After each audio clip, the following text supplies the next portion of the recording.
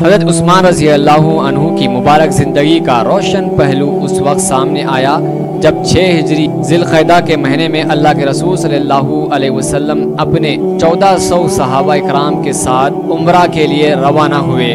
جب مکہ کے قریب ثنیۃ المرار کے مقام پر پہنچے تو آپ نے پڑاؤ ڈالا۔ عمر فاروق رضی اللہ عنہ کو بلوا کر کہا تم سفیر بن کر مکہ جاؤ۔ انہوں نے عرض کیا اللہ کے رسول آپ کو میری قریش کے ساتھ دشمنی کا خوب علم ہے، مجھے اپنی جان کا خطرہ ہے، میرے قبیلے بنو عادی میں کوئی ایسا نہیں جو مجھے قریش سے بچا سکے، لیکن میں اس مقصد کے لیے عثمان بن عفان رضی اللہ عنہ کو پیش کرتا ہوں جو اس کام کے لیے نہایتی موزوں ہیں۔ وہاں ان کا قبیلہ ہے جو ان کا بڑا احترام کرتا ہے۔ اللہ کے رسول صلی اللہ علیہ وسلم نے ان کو بلوایا اور فرمایا قریش کے پاس سفیر بن کر جاؤ اور ان کو بتاؤ کہ ہم صرف عمرہ کے نیت سے آئے ہیں۔ سیدنا عثمان بن عفان رضی اللہ عنہ مکہ میں عباس بن سعید بن العاص کی پناہ میں داخل ہوئے۔ قریش کو اللہ کے رسول صلی اللہ علیہ وسلم کا پیغام پہنچایا جس کو قریش نے منظور نہیں کیا اور عمرہ کے لیے مکہ مکرمہ میں داخل کی اجازت نہ دی۔ تاہم انہوں نے کہا کہ اگر آپ چاہے تو بیت اللہ کا طواف کر سکتے ہیں، مگر سیدنا عثمان رضی اللہ عنہ کا جواب تھا جب تک اللہ کے رسول صلی اللہ علیہ وسلم بیت اللہ کا طواف نہیں کریں گے میں بھی نہیں کروں گا۔ قریش نے عثمان غنی رضی اللہ عنہ کو اپنے پاس روک لیا۔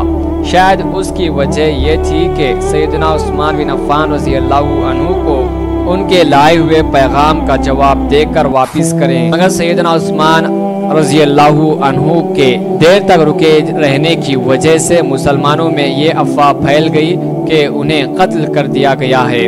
اللہ کے رسول صلی اللہ علیہ وسلم کو اس کی اطلاع ہوئی تو ارشاد فرمایا ہم اس جگہ سے نہیں ٹل سکتے جب تک کہ ان لوگوں سے معرکہ آرائی نہ کر لے۔ پھر صحابہ اکرام کو بیعت کی دعوت دی۔ صحابہ اکرام نے اس بات پر بیعت کی کہ میدان جنگ چھوڑ کر نہیں بھاگیں گے۔ ایک جماعت نے موت پر بیعت کی یعنی شہادت ہو جائیں گے مگر میدان جنگ نہ چھوڑیں گے۔ جب بیعت مکمل ہو گئی تو سیدنا عثمان رضی اللہ عنہ بھی آ گئے اور انہوں نے بھی بیعت کی۔ اسی بیعت کا نام بیعت الرضوان ہے۔ سیدنا عبداللہ بن عمر رضی اللہ عنہ کا قول ہے کہ اگر بیعت مکہ میں سیدنا عثمان رضی اللہ عنہ سے زیادہ کوئی اور معزز ہوتا تو اللہ کے رسول صلی اللہ علیہ وسلم ان کی جگہ اسے بھیجتے، اور پھر اللہ کے رسول صلی اللہ علیہ وسلم نے خود اپنا ہاتھ پکڑ کر فرمایا یہ عثمان کا ہاتھ ہے اور یہ بیعت سیدنا عثمان رضی اللہ عنہ کی وجہ سے ہوئی جو ان کی فضیلت اور مناقبت میں گراں قدر اضافے کا سبب بن گئی۔ سیدنا عثمان رضی اللہ عنہ نہایتی شرم و حیا والے تھے۔ ام المؤمنین سیدہ عائشہ رضی اللہ عنہا بیان کرتی ہیں کہ ایک مرتبہ اللہ کے رسول صلی اللہ علیہ وسلم تشریف فرما تھے، آپ کی ران مبارک سے کپڑا ہٹا ہوا تھا۔ اس دوران سیدنا ابوبکر صدیق رضی اللہ عنہ تشریف لائے اور اندر داخل ہونے کی اجازت طلب کی جو مرحمت فرمائی گئی۔ وہ حاضر ہوئے مگر آپ صلی اللہ علیہ وسلم اسی طرح بیٹھے رہے۔ پھر عمر فاروق رضی اللہ عنہ تشریف لائے، انہوں نے بھی داخل ہونے کی اجازت مانگی جو عطا کی گئی۔ وہ داخل ہوئے اور اللہ کے رسول صلی اللہ علیہ وسلم اسی حالت میں تشریف فرما رہے اور آپ صلی اللہ علیہ وسلم کی ران مبارک سے کپڑا ہٹا رہا۔ تھوڑی دیر بعد سیدنا عثمان رضی اللہ عنہ تشریف لائے اور حاضری کی اجازت طلب کی۔ اللہ کے رسول صلی اللہ علیہ وسلم نے اپنے کپڑوں کو درست کر لیا یعنی ران پر کپڑا ڈال لیا۔